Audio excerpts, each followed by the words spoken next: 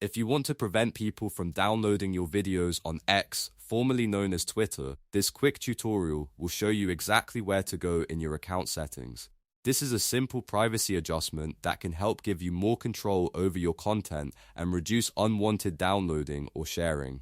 If this video helps, make sure to hit the like button and subscribe for more quick tutorials just like this. Now let's jump right in.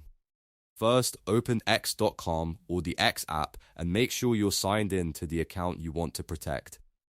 On the left navigation bar, click More. This opens the additional menu options for your account. From there, click Settings and Privacy. This is where you can control the main privacy and security options for your profile. Next, click Privacy and Safety. This section contains the controls for how other people can interact with your posts, media, and account activity. After that, click Audience, Media, and Tagging. Here you'll find the settings related to who can view and use your media. Now look for the option that says Protect your videos and toggle it on.